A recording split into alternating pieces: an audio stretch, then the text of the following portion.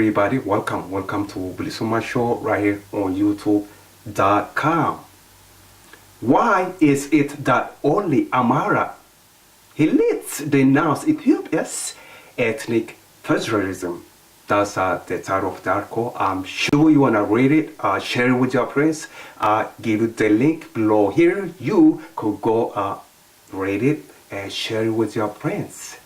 Let me read some of it for you here at YouTube.com. There is an ongoing current attack on this right of nations and nationalities to self-determination in Ethiopia.